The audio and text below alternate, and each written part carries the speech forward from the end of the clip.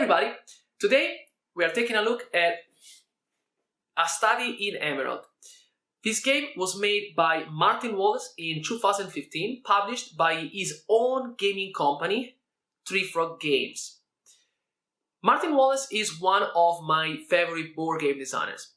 In his career, he has made many interesting games, including my all-time favorite board game, the second edition of Roombound, a game that he developed for Fantasy Flight Games. Since I like that game so much, I also wanted to check out more games by this guy, and I picked up here A Study in Emerald, and I've played it several times, and here I am with my personal thoughts on this game. Now, this game is really unique. It's a very weird game, very strange game. It's certainly a one-of-a-kind. It's a strange mixture of iconic characters such as Sherlock Holmes, Sigmund Freud, Dr. Watson, with monsters from the Cthulhu realm. Right here on the game box you get a pretty nice example, you see. This game takes inspiration from a short story written by this guy right here, Neil Gaiman. And do not let yourself be fooled by this name. This is not the author of the game. The game designer is actually right here, Martin Wallace, like I said before. This game was made by this guy here, by Martin Wallace. Neil Gaiman is a writer. He has written a short story that has given Martin Wallace the inspiration to create this game.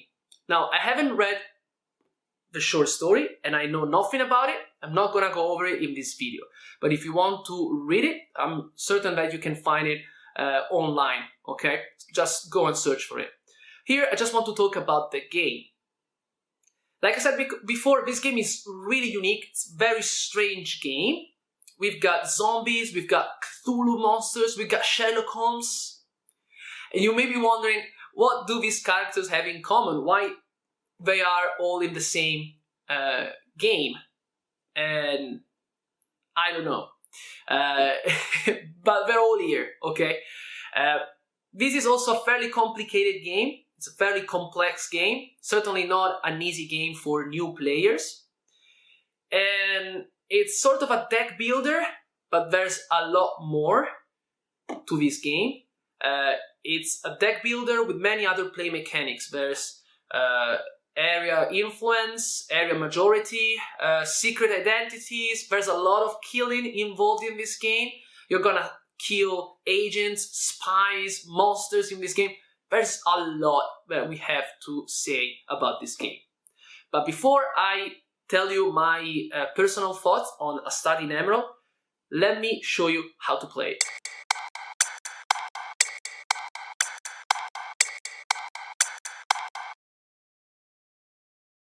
The game has been set up for 4 players. Now, let me tell you the steps that you need to take to set up the game, like in this case for 4 players. Remember that you can play this game with just 2 players, up to 5 players, even though I strongly suggest you play this game with at least 4 players, because with 2 or 3 players, this game is actually pretty broken and it's not really enjoyable. Now, let me take you through the steps here of setup. You see, right in the center of the table I've placed this majestic board. This board is really nice. There's some very elaborate artwork right there on the board that I really appreciate. Very nice board. And this board is divided in these 9 different areas. And each area is a different city. We got, for example, here we got the city of El Cairo. There we got the city of Rome, Madrid, all these beautiful locations from all over the world. And each city has its own stack of cards. So the first thing you want to do to set up the game is place a stack of cards on the cities and fill them up with their cards. If you're playing with 4 players, like we are right now, you need to place the city card that corresponds to the city. Like this is the card for Rome, it goes here. Then you need to place the monster that lives in this city, this card here. Then you're going to take cards from the top of the main deck. We are playing with 4 players, so 4 cards. And these 4 cards, they go here in the city of Rome. You shuffle these cards together, okay, like this. Then you're going to reveal the card at the top. And if it is a monster, the monster goes underneath the board, and you're going to have to reveal another card at the top, like I did here for the city of El Cairo, and over there for the city of Paris. If it's a card, a normal card like this one, then you just leave the stack like this. Next, what you have to do is choose a color. All the players are going to choose a different color. Here we are playing as the blue player, there we got the red player, the green player, and on the other edge of the table we've got the yellow player. Let me show you right there, okay? So once you've chosen your color, you're gonna get a set of components of your chosen color. All the players, they get the same set of components, namely a starting deck of 10 cards, 10 agent tokens, and 10 influence cubes. 5 of these cubes are placed right there at the beginning of the game in the limbo. That is the area of the board that is called the limbo, where you place all of your spent influence cubes. You start the game with just 5 cubes here in your play area, and then you got a wooden token that goes here on this pile on the score track. Here is where you keep track of your points during the game. At this point, all the players get a secret identity card, this card here. This card tells you about your secret identity. You see, for example, for this game, our identity is green, that is our color. This means that we are going to fight as loyalists for this game. Then this card remains face down here next to the board. We place 3 tokens on this card right there. Should these tokens be removed completely from this card, at that point we'll be forced to reveal our identity to the other players. But there are ways to figure out another player's identity before we get to remove all the tokens. It really depends on the actions that you take, okay? So it's really important, especially at the beginning of the game, that you do not give away any clues as to what is your affiliation to the other players, because that would be giving them a great advantage, okay? The 2 factions in this game are also represented by the 2 tracks that we find in the center of the board. You see we got a green track there for the loyalist and a purple track for the restorationist. These 2 wooden tokens here are going to move up and down this track, and they're going to tell you which of the 2 factions is leading this world strife for domination at any given time of the game. The loyalists are those who are loyal and faithful to the masters. They will give their lives to protect them. The restorationists, on the other hand, they just want to kill the monsters to liberate humanity and mankind from their domination. So these 2 factions are going to get points in 2 different ways. The loyalists by killing the restorationist agents, so by killing purple agents. And the restorationists instead, they're going to be awarded points by killing these monsters here. To give you an example, if a restorationist kills this monster here, he's going to get 3 points, and those 3 points will be tracked here on this track by the wooden token. So right now, that will mean that the restorationists are leading the game, and they have an advantage, okay?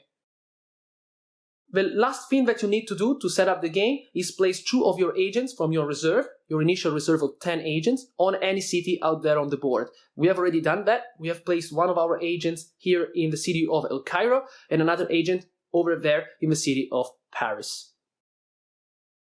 So all the players now are going to shuffle their deck, their starting deck of 10 cards. They're going to draw their starting hand of 5 cards. Now, all the players can carry out 2 actions. One of these actions can be simply pass your turn to the next player, but in all my games this has never happened, okay? Another action might be discard one of these cards here. If there's a card that you don't want to play, or that you don't want to play also in your next turn, you can simply discard it. Remember that if you do this, you do not get to draw cards from the deck.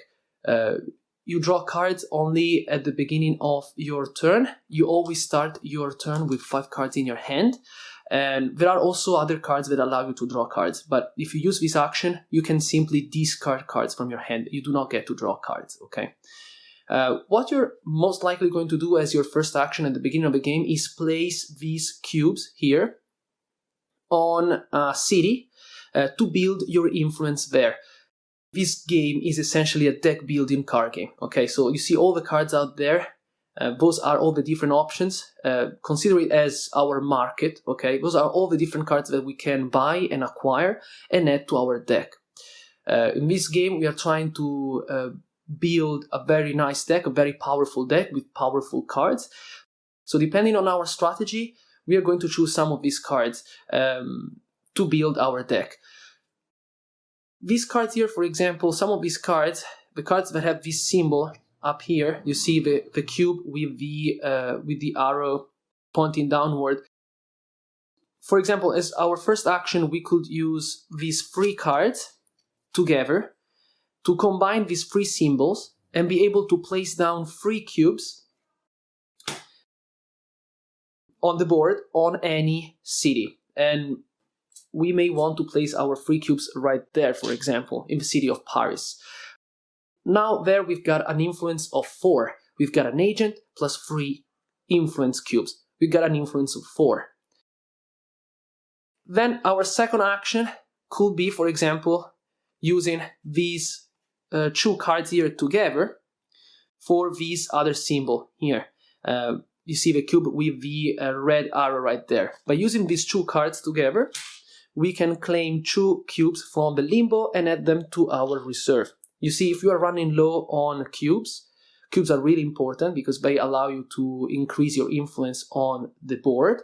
If you're running low on cubes, you can use these cards here for the action that I showed you before to recuperate these cubes from the limbo, and this way fill up your stock of cubes again, so that you got cubes here that you can spend on a later turn. Now we are done with our first turn because we have spent our 2 actions. Now will be the red player's turn, then the yellow player, the green player. When the game comes back to us, we draw our other 5 cards. So these are now this is our second hand for the game. These are other 5 cards. And as our first action now, we may claim the card that you see right there where we got the higher influence. So we could spend this card here, you see, with this symbol. If you want to claim a card or more cards, remember that you have to use these cards with this symbol only at the beginning of your turn. So we discard this card, and now we can claim that card right there. All the influence cubes on that city, they all go into the limbo because these cubes have been spent. Now we can claim that card and we can add it to our discard pile. But before we place it down here into our discard pile, it's important to check out the card and see whether there are some effects that take place. Like, for example, this card here is one of the most powerful cards in the game. This is Piotr Raczkowski. If you claim this card, then this card allows you to place 2 agents on its city. This card now goes into our deck, into the discard pile. We get to place 2 agents on the city of Paris. And a new card is revealed right there on the top.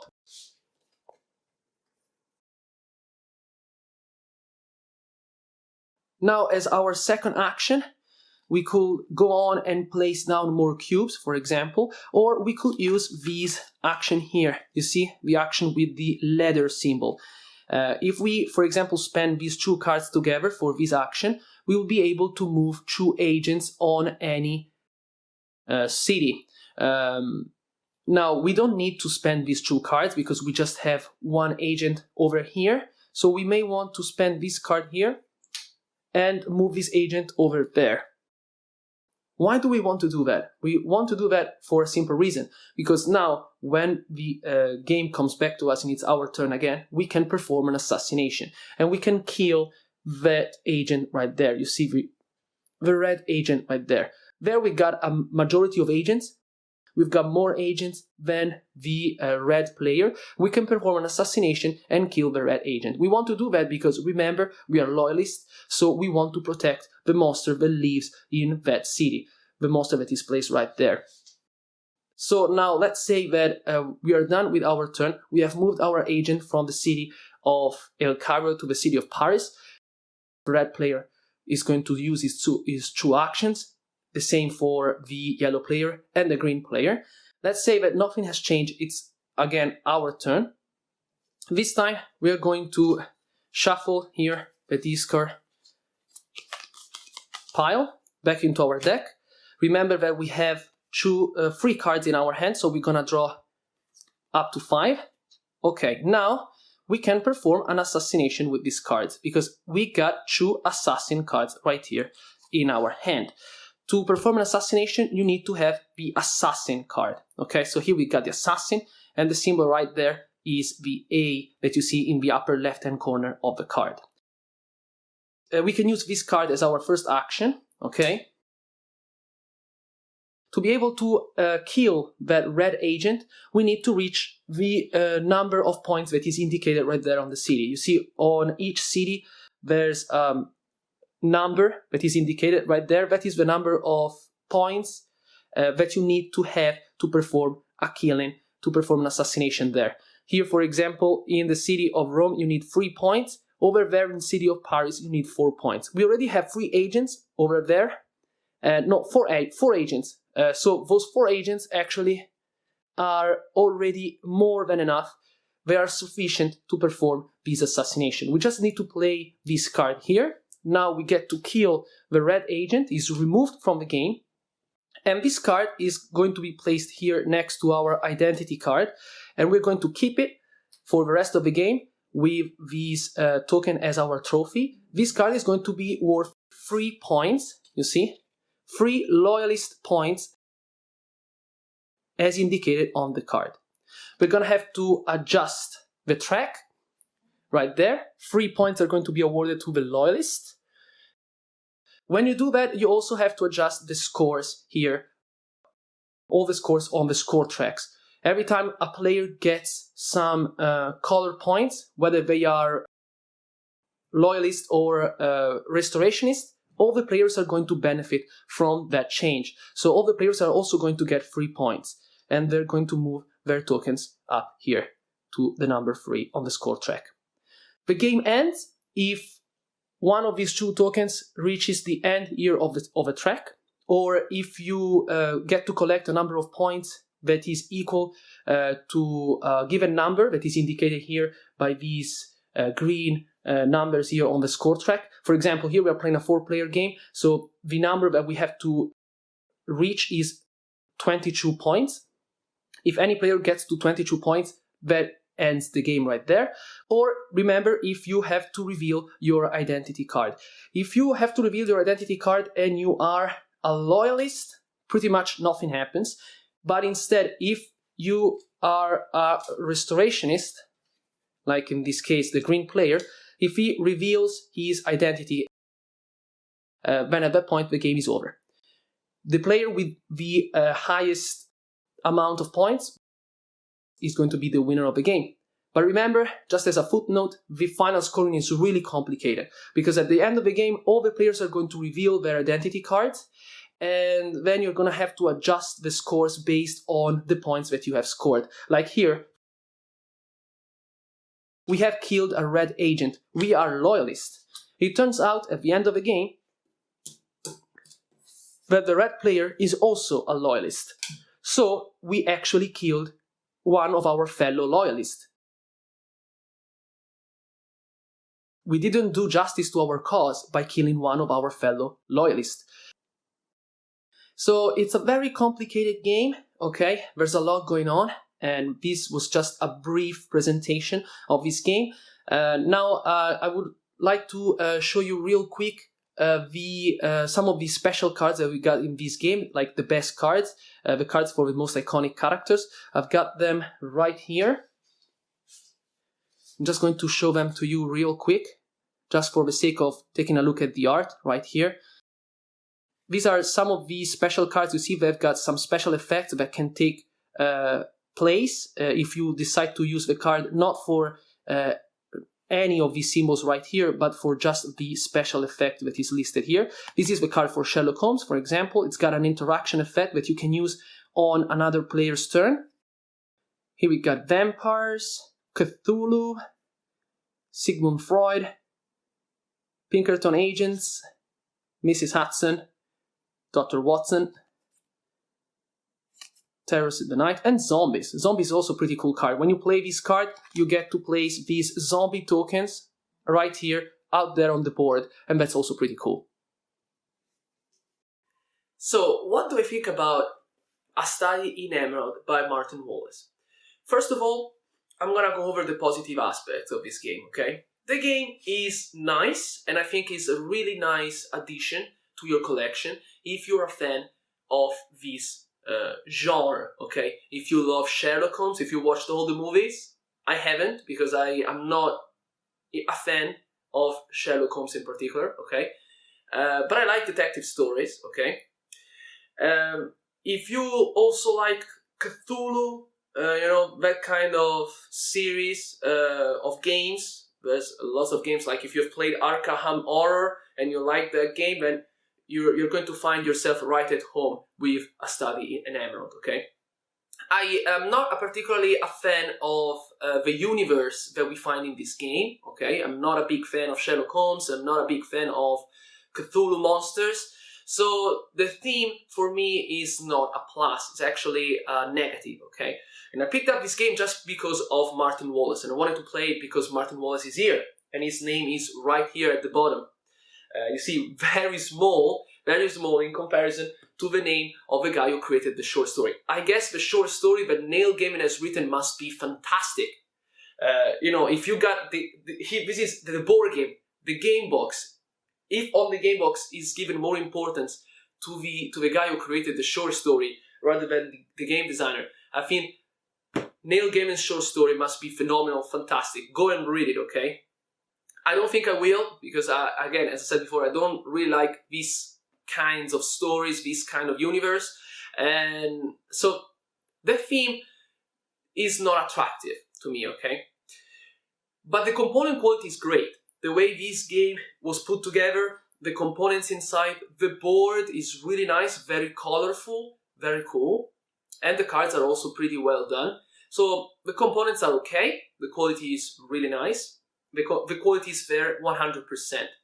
Now, the main problem I think that I have with this game is that the player count on this game is really, really wrong. And I really hate when publishers or game designers, I don't think it's Martin Wallace's fault. It's probably just, the publisher trying to, to add more players to the player count to sell more. I just hate it when publishers do this. It has happened many times now with many games that I've played. They say that the game plays from 2 to 4 players or from 2 to 5 players, like this game here. This is completely wrong. This game cannot be played with 2 players and not with 3 players. Okay, just be honest and own up to it, and it's really frustrating when they say that the game can be played with 2 or 3 players when in fact it can't, okay? And that is the main problem that I've got with this game, that you cannot really play this game here with 2 players or 3 players, just with 4 and 5. If you've got a party of 4 players or 5 players, then you're going to love this game. You're going to have a very good time, because the secret identities really play a major role in this game. If you're just playing with 2 players, it feels like, okay, tell me who you are. It's just like that. Tell me who you are. Why do we have to keep up this farce or pretend that we are somebody else? But if we are with 4 players, so we increase the number of players, that is actually engaging. That is actually a very interesting part, okay, of the game. The final thing that I've got with this game that is, in my opinion, also negative is the scoring, the final scoring. It doesn't make sense. It doesn't make sense at all. Because if you have played this game, you know that when you're playing, for example, with 4 players or 5 players, the guy with the lowest score at the end of the game, at the end of the final scoring, that guy is going to give a 5-point penalty to all the other players of his same faction. So you think, okay, the game tries to be a co-op or semi-co-op, okay, and tries to increase the interaction between players, pushing players to create sort of alliances or friendships, along the way.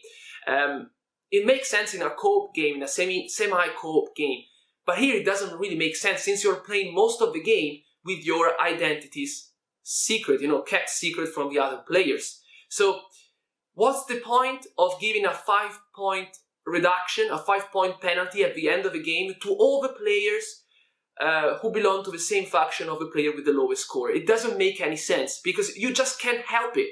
If you're playing like Loyalist and the guy another player on the table is also loyalist and he ends up with the lowest score, then maybe you were winning, but with a 5-point reduction that is enormous, that is huge, you end up being like the last, on the score track.